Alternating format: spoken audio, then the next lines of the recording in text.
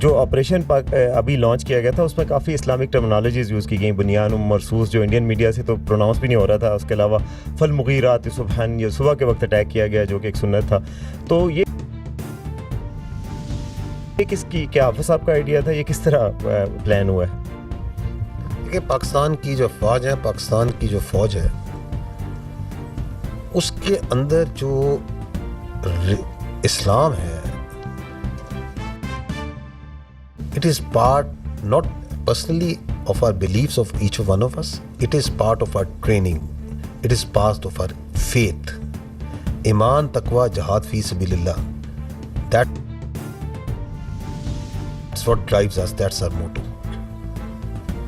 And alhamdulillah we have a chief of army staff who has a strong belief. تو leadership جو سی ہے جو اوپر ہوتی ہے اس کا جو بلیف ہوتا ہے، اس کی جو کمٹمنٹ ہوتی ہے وہ ٹرانسلیٹ ہوتی ہے انٹو ڈفرینٹ طریقوں سے آپریشنس میں بھی. تو یہ جو نام ہے یہ کیا بتاتا ہے؟ یہ بتاتا ہے کہ یہ مومن ہوتے ہیں جو اللہ کی راہ میں لڑنے والے ہوتے ہیں، وہ سیسا پلائی ہوئی دیوار کی طرح ہوتے ہیں. They are that steel wall. And alhamdulillah اللہ کے فضل سے پاکستان کی افواج جو سی ہیں they acted like a steel wall.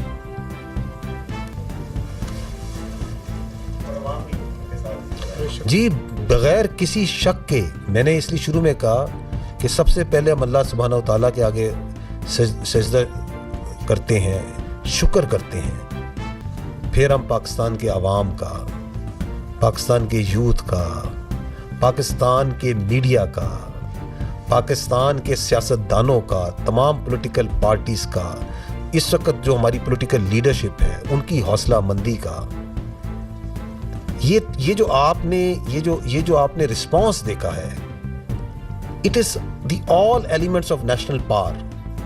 How quickly they came, how quickly they gelled together, and they were all that steel wall. صدیق ساجد جی، ایک نیوز سے رب نواز صاحب آپ سے سوال ہے کہ ابھی تھوڑی دیر پہلے INS وکرانت کے حوالے سے بات ہوئی کہ انڈین سوشل میڈیا جو تھا اور ان کا اپنا میڈیا بہت زیادہ ہائپ کریٹ کر رہا تھا، اور پھر اس کے بعد ٹیلی گراف کی ایک سٹوری آئی، پھر کراچی کی بندرگاہ کے حوالے سے کہ اس کے اوپر اٹیک ہونے والا ہے. پھر آپ دیکھتے ہیں کہ انڈین نیوی جو ہے وہ ہم سے 3 گنا وہ بڑی ہے. تو لیکن آپ نے یہ بھی کہا کہ ہماری جو فورس جو ہے وہ خاموش فورس ہے. تو کیا یہ جو خاموشی تھی کسی طوفان کا پیش خیمہ تھی جس کی وجہ سے وہ اٹیک نہیں کر سکے؟ کیونکہ ادھر تو لڑائی ہو رہی تھی اب آرمی کی بھی اور فضائیہ کی بھی. جی بہت شکریہ. وہ انڈین میڈیا نے تو آپ نے دیکھ لیا تھا کہ وہ کراچی پہ وہ اور باقی بھی لاہور کی بندرگاہ پہ بھی قبضہ کر لیا تھا جو آپ نے دیکھا اس پہ. تو وہ تو let's keep that aside. So again میں نے کہا نا کہ یہ بھی جو ٹیلی گراف کی بھی جو ساری یہ انفارمیشن آپریشنز ہیں، اور جو میں نے آپ کی کیپیبلٹی بتا دی، and Indian navy also understands کہ اس کی کیا کیپیبلٹی ہے. اور اس کی فار ایگزامپل کراچی سے قریب لے کے آنا 400 میل میں میں نے آپ سے کہا even at that range and if it comes even closer so that makes it extremely vulnerable. They understand it perfectly well. ایک تو جو کوآرڈینیٹڈ تھریٹ ہے naval air arm and Pakistan air force جو جنریٹ کرتی ہے وہ، اور ایون جو ہماری سب سرفیس ایلیمنٹس ڈپلائڈ تھے تو وہ دے فلی انڈرسٹوڈ ایٹ آل ٹائمس کہ کیا تھریٹس ہیں. لیکن ظاہر ہے کہ میں نے جیسے کہا کہ جو وار کی پروسیکیوشن ہوتی ہے that's not an isolated service matter, that is coordinated at all 3 services level.